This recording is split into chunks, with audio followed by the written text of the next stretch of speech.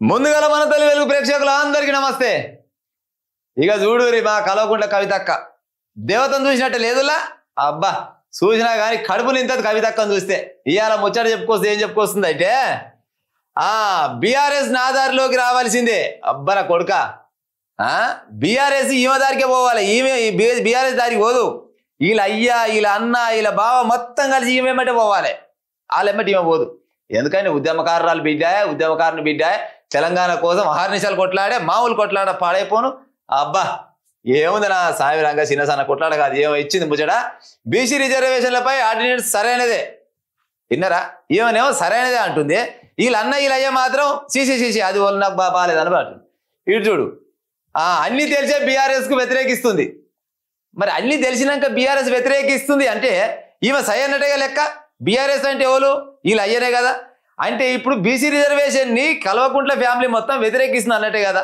Clear గా సొంత బిడ్డ చెప్తున్నాం వచ్చట. మళ్ళీ ఏమి తెలియనట్టు ముసలి కన్నీళ్ళు పెడతారు. వీళ్ళు అయ్యా వీళ్ళు అన్న అంటాడు. బీసీలకు న్యాయం చేసేది మా బీఆర్ఎస్ పార్టీ అంటారు. జర సిగ్గాను ఉండాలి చెప్పుకోవడానికి. జరనాల ఆల్రెడీ చెప్తుంది కదా క్లియర్ గా. అన్ని తెలిసే బీఆర్ఎస్ వ్యతిరేకిస్తుంది. నిపుణులతో చర్చించాకే నేను మద్దతు ఇచ్చా.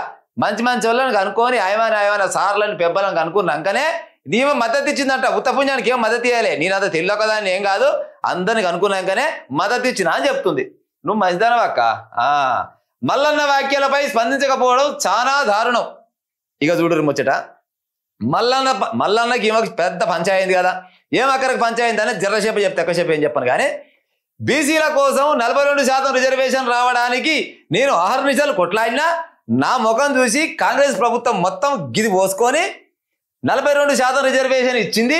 42% రిజర్వేషన్ ఇస్తే వచ్చింది అని జరంత పేపర్ రాగానే నాకు పాడైపోయిన జరంత సీగం మురికి వచ్చి నేను జరసేపు ఏదో పీర్ల పండుగ అయిపోయింది కదా, జరసేపు దులా అయినట్టు నేను ఆట ఆడిన పాపానికి మళ్ళా నాకు కోపం వచ్చి నువ్వు ఎట్ట బీసీ అవుతావు, నీకు బీసీలకు ఏం సంబంధము, వచ్చింది బీసీలకు కదా అని ఆయన అన్నాడు. ఇప్పుడు నేనేమంటున్నా అంటే, ఇప్పుడు ఎగిరితేనేమో కాంగ్రెస్ వాళ్ళు ఎగరాలి, ఎందుకంటే ఇచ్చిరు కాబట్టి. వస్తేనేమో బీసీలు ఎగరాలి, ఎందుకంటే బీసీలకు వస్తుంది అని. ఇంకా అది వచ్చేది రాని ఇంకా తెలియదు. అది ఇంకా అది పూర్తి కాలేదు. వాళ్ళు లేదు సూళ్ళు లేదు, కొడుకు పేరు అల్లూరు రామలింగి అన్నట్టుంది ముచ్చట. అది ఇక రాలేదు, ఇంకా కాలేదు. ఈమె ఎగిరిందంట. దానికి ఏది మన తీర్మానం మళ్ళీ ఏమంటాడు, నీకు నాకేమైనా మంచం కాడ పోతుందా కంచం కాడ పోతుందా, మంచం ఏందో అది ఇలా అయ్యకి ఎరికే ముచ్చట మంచిగా ఎరక. కానీ సరే ఆ రకంగా ఉంటే వీళ్ళు అయ్యానంట జర్ర కూడా స్పందించకపోవడం. అంటే మల్లన్న వ్యాఖ్యలపై స్పందించకపోవడం దారుణం. అంటే మరి మల్లన్నదికి సపోర్ట్ చేస్తుండేమో, రాజకీయంలో పాడైపోయిన ఊరికి సపోర్ట్ చేసేది ఏం కథ అనేది ఉనికి తెలియదు కదా. నిజంగానే మల్లన్న మాట్లాడిన దాంట్లో ఏదన్నా తప్పు ఉందని అంటే మీ అయ్య ఊగురునా చెప్పురి. ఎంతైనా ఇప్పుడు కన్న బిడ్డవే అయినా కాకుండా తెలంగాణ ఆడబిడ్డ కాబట్టి తెలంగాణ ఆడబిడ్డకు గిసవంటి మాటలు ఎట్లంటావురా మళ్ళీ అని అడగపోవునా ప్రజలారా? అడగలేదు, అన్న అడగలేదు, అయ్యి అడగలేదు. అంటే నేను ఇచ్చిపెట్టినట్టే లెక్క. ఇక ఇప్పుడు ఏమంటారు కదా, వద్దా అంటే వెనకంగా వాడి పోతా ఉంటావు, ఎందుకాక నువ్వు పాడైపోను. దీన్ని ఆ పార్టీ నేతల విజ్ఞతకే వదిలేస్తున్నా. ఇక అంతే, మరి అంతకంటే చేసేది ఏముంది? మరి లేకపోతే నువ్వు పంచాయతీ పెట్టుకునేది ఉందా?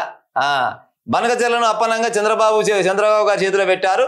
రేవంత్ రెడ్డి వెంటనే రాజీనామా చేయాలి. ఎమ్మెల్సీ కవిత రేవంత్ రెడ్డి రాజీనామా చేయాలి. రేవంత్ రెడ్డి రాజీనామా చేసి ఈమెకి ఇవ్వాలి ఆ పదవి. తెలంగాణలో ముఖ్యమంత్రి పదవి ఈమెకి ఇస్తే ఈమెకి ఇచ్చిన బాధ లేదు, ఇలా అన్నకి ఇచ్చిన బాధ లేదు, ఇలా అయ్యకి ఇచ్చిన సార్ ఇలా అయ్యకి ఒప్పుకోదు కానీ ఇలా అన్నకి ఒప్పుకోదు. ఎందుకంటే అన్నకి ఈమెకి ఇప్పుడు తాజమా మొంగిసకున్నట్టు ఉంది. అవునా కాదా? రక్త సంబంధం అంతా ఒకటే అంటారు కానీ రాజకీయం మాత్రం అలాగే. రాజకీయమే, రక్త సంబంధమే.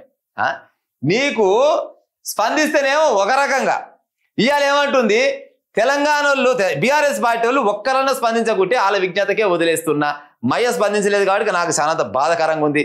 మరి స్పందించకుంటే ఇలా అయ్యా మొన్నేమన్నది రేవంత్ రెడ్డి గారు, మీరు మల్లన్న మాట్లాడిన మాటల పైన మీరు ఖండించకుంటే మల్లన్న వెనకంగా కూడా రేవంత్ రెడ్డి ఉన్నాడు అనుకొని అనుమానించవలసి వస్తుంది అన్నది. ఎవరు సపోర్ట్ చేయకుంటే నరేంద్ర మోడీ కూడా అనుమానిస్తుంది. ఏమి అనుమానమే కదా, దానికి ఖర్చయ్యేది నాది. ఇగో ఇదన్నీ కాదు అక్క, నా మాటను నిమ్మలంగా నీ దగ్గర పసిలేవన్నాడు కాదు, కోట్ల రూపాయలు ఉన్నాయి. 10 సంవత్సరాలల్లా నువ్వు మీ అయ్యా మీ అన్న నీ బావ అంతా కలిసి పొరక బాగా కష్టం చేసి ఎవరు చేయని కష్టం చేసి చెమటని తెల్లదీసి లక్షల కోట్ల రూపాయలని కూడా పెట్టిరు. తీరు బయటకు తీసి ఒక పార్టీ పెట్టుకొని అప్పుడు నువ్వే ముఖ్యమంత్రివిగా, నువ్వే హోంశాఖ మంత్రివిగా, అన్ని నువ్వేగా. గతంలో మీ అయ్య కాలేదా? 10 ఏళ్ళు ముఖ్యమంత్రి వెళ్ళిండు, పేరుకే మంత్రులు ఉండే కానీ ఏ ఒక్క మంత్రి అన్నా కానీ ఆయమన్న మంత్రి పదవి ఇచ్చిరా? ఇస్తే మాత్రం వాళ్ళ మంత్రి పదవి చేయనిచ్చిండా?